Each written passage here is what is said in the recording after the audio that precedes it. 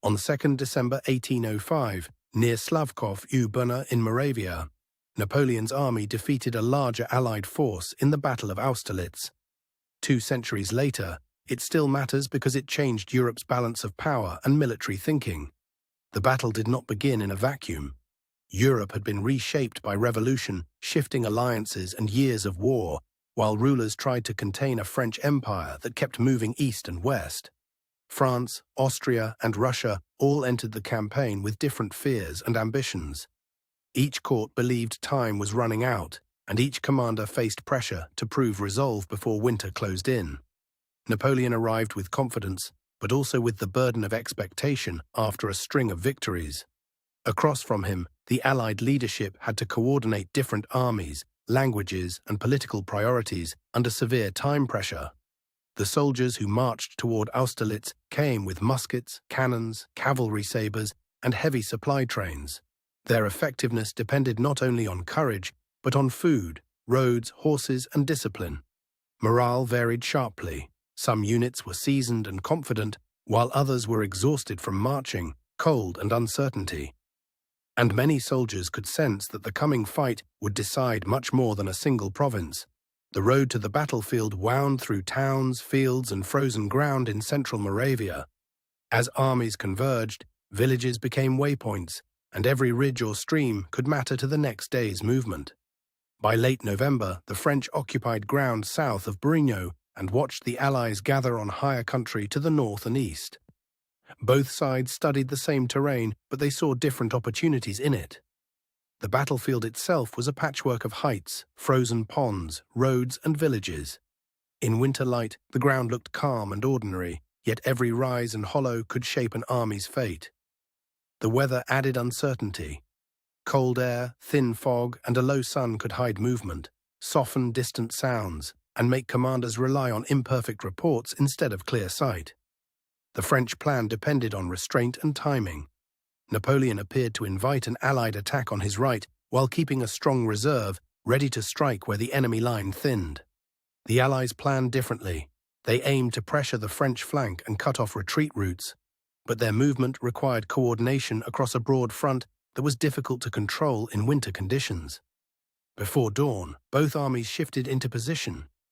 In the dark and fog, orders traveled slowly, and the first hours of battle would depend on whether commanders could read the ground correctly. The opening phase began with Allied pressure on the French right.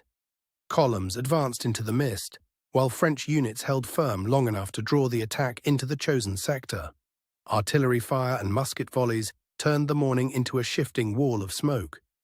From a distance, the battle looked less like a single clash than several separate struggles unfolding at once.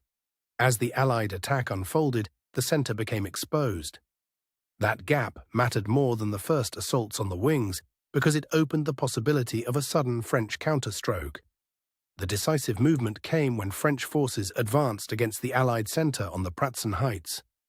This was not a dramatic single charge, but a coordinated push that changed the geometry of the battlefield. Once the center was threatened, the Allied plan became harder to sustain. Units that had moved outward now faced the risk of being split from one another, with communication growing increasingly difficult.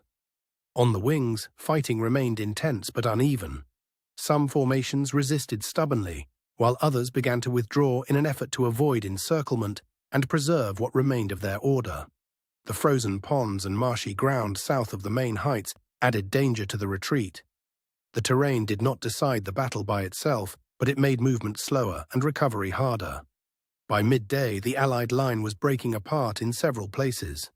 Napoleon's advantage came from concentrating force at the right moment, while the opposing army struggled to restore a coherent front. The collapse was not instant, and not every unit fled. Many soldiers withdrew in disciplined fragments, covering one another as best they could, but the battle's central balance had already shifted.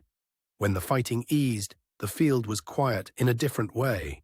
Smoke hung over the hills, wounded men were tended, and officers on both sides began to count not only losses, but consequences. The immediate result was a stunning French victory.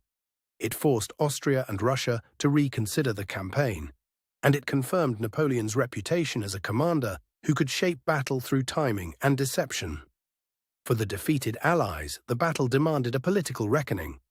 Armies could be rebuilt, but the loss exposed how fragile coalitions could be when strategy, supply, and trust moved at different speeds. In the years that followed, Europe's map continued to change. Austerlitz helped accelerate diplomatic realignments and reinforce the idea that battlefield success could reshape treaties and states. Military thinkers studied the battle for its lessons about concentration, feints, and the use of terrain. It became a reference point for how a commander might turn an enemy's confidence into a weakness. Yet historians still qualify the legend. They debate how much was genius, how much was Allied misjudgment, and how much depended on weather, timing, and the friction that always shapes war.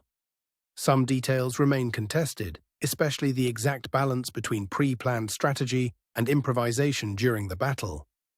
What is clear is that the result emerged from many choices, not a single moment alone.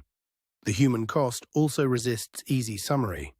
Numbers matter to historians, but the deeper reality is that thousands of ordinary soldiers endured cold, fear, exhaustion, and the collapse of carefully made plans. Today, the battlefield near Slavkov or Brna is a place of memory rather than cannon smoke. Visitors can still read the landscape, where roads, rises, and open fields preserve the battle's basic shape. The same terrain that once carried armies now holds villages, farms, and memorial spaces. Its calm surface is part of the story, because it invites reflection on how quickly ordinary ground can become historic ground. Austerlitz endures because it is both a tactical case study and a human event. It shows how leadership, geography, and uncertainty can converge in a few hours to alter a continent's direction. It also reminds us that victory rarely belongs to one factor alone. It is usually built from preparation, miscalculation, endurance, and the narrow margins that separate confidence from vulnerability. For historians and visitors alike, the battlefield invites careful attention rather than easy certainty. The more closely it is studied, the more it reveals about the limits of planning and the power of circumstance. At Slavkov or Brna, the past is not sealed away. It remains visible in the land itself, where a famous battle still asks modern viewers to think about war with caution and clarity.